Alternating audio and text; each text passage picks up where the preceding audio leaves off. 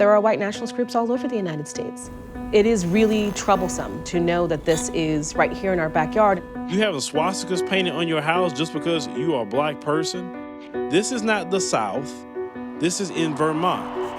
Kiah Morris was the only black woman in Vermont's state legislature. Thank you for what you had to say, Senator Sanders. But an escalating campaign of racial harassment has forced Kiah to resign from office. You are not in any way, shape, or form ever required to have to deal with people coming at you with hateful comments. And if our systems are not set up to ensure that that doesn't happen, then they need to change, not you.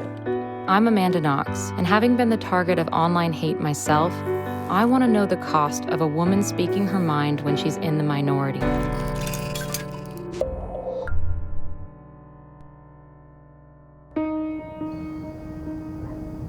I was hoping to speak with Kiah in her home, but as it turns out, her home has been targeted. So we're going to this bed and breakfast that's nearby instead. Thank you so much for being here. I know that this is a kind of in the thick of it time. How would you describe Vermont demographically and politically? It is kind of a reflection of most places in the United States. I mean, Vermont's well known for its progressive politics. We're well known for being leaders and trailblazers as far as equality is concerned. But it's not without contestation. It's not without resistance. It's not without ugliness. According to the Census Bureau, Vermont is one of the least diverse states in the nation, with a population that is over 94% white. When Kiah was elected in 2014, she knew she would be facing opposition from some of her constituency.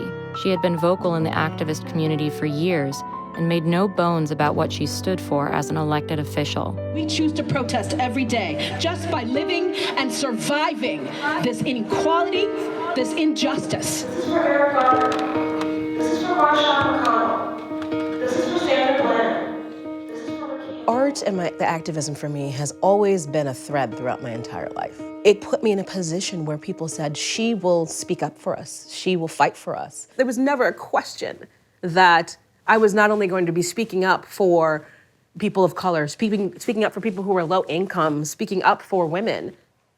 And it was a difficult win, but I was glad that I did. So is this where you worked as a lawmaker? No.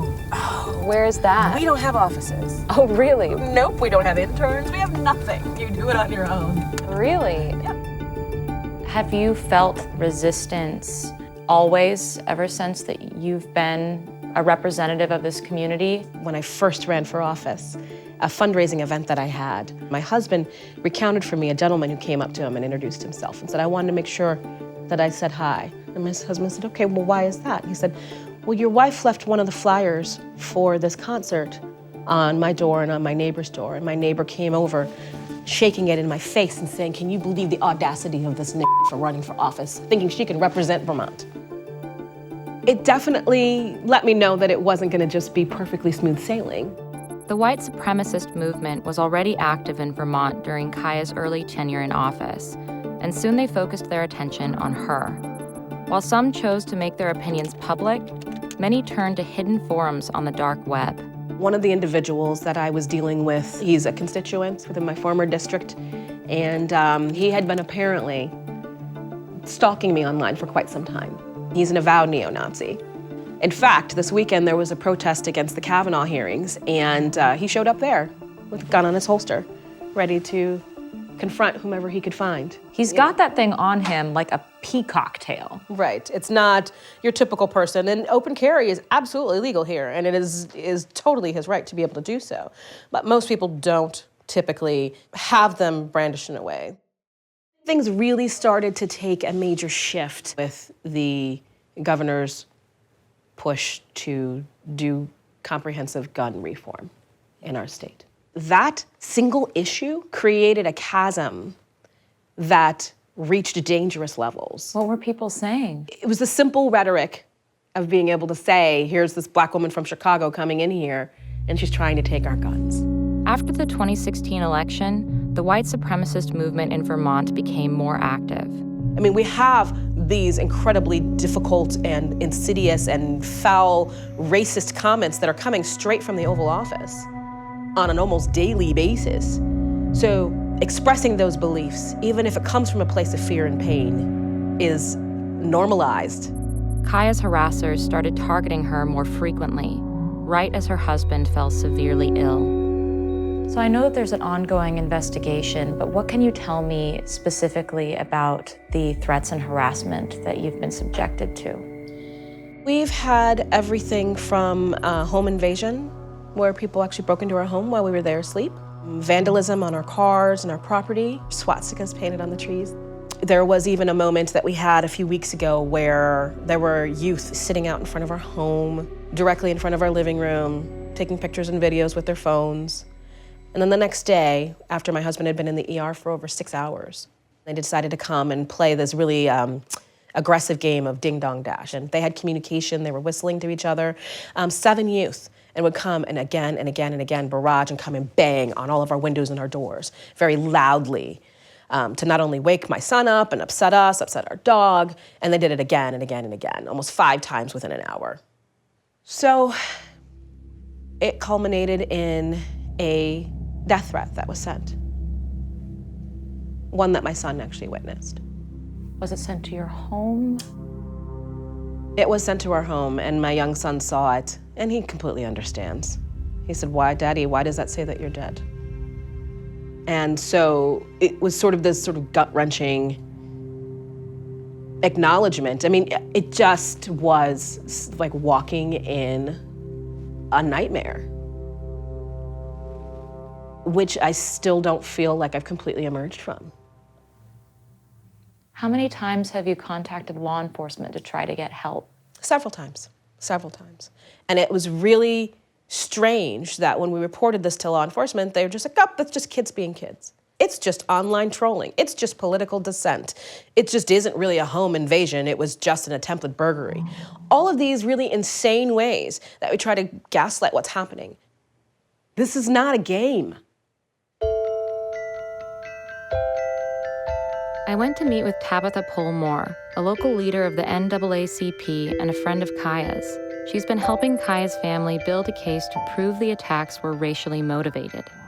So I have been helping the family to gather their evidence and make their timeline, to be there in the middle of the night if Kiah needs to talk or if, Jim's stressing out. Can I just say that, that is really wonderful to hear. I've had supporters of mine do that work for me, and I hope that you know how much that means to someone who's in that position. I feel like that's the biggest role that I can play to help Kiah right now. Vermont government is not ready to handle incidents of racism related to people in public positions. That has become clear through this process. Her local police department, in my opinion, didn't do enough. Do you know what the Bennington police said? At one point, they actually said, "Good luck." Really? Mm-hmm. So said, "Yeah, there's not much we can do. Good luck."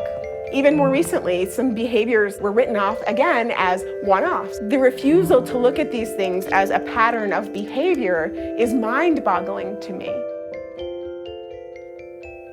Was there a final straw? The final straw was in realizing that we brought the computers over to law enforcement, gave a full report, and that they sat there for almost 3 weeks. Kiah's case is now being investigated by the state police, but in the meantime, she's decided to resign from the legislature. I cannot be the legislator that I want to be and be assured of the safety for myself and my family. And how did you arrive at the decision to resign? It was excruciating. It's not as simple as, okay, I'm worried about a couple of tweets, or I'm worried about an Instagram, or I'm concerned about this or that. There was so much happening. It became an inevitability. We don't feel safe in our own home. This is the home that my husband grew up in, and we love it. But it doesn't feel safe, and it doesn't feel like home. So are you going to continue your work here in Vermont? For the time being, we're taking it one day at a time, and we'll see where the future leads us for sure. You're not letting it stop you? No, I was in the fight before I was in the seat, and I'll be in the fight afterwards. Oh, this is beautiful. So this is St. Peter's Episcopal Church. It's been really instrumental in supporting the activist community. So this was actually the room that I sat in when I withdrew my nomination to run. I think I was sitting right in this seat over here. What were you feeling in that moment? Slightly numb, but kind of sad at the same time. I'm so compelled by you because as a lawmaker, we've asked so much of you. And what you've gotten in response is people holding you up as this symbol to throw darts at, to pick you apart, not for your policy, but for your personhood. And it's absurd. And I'm so sorry. Like, it drives me nuts. I want the people that have harmed me to get the help they need. But that also doesn't mean that I have to bear it. No, of course not.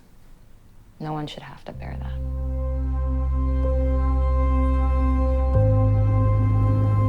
We're at an extremely divisive time in our country. We've lost the ability to know the difference between scrutiny and hatred, between disagreement and harassment.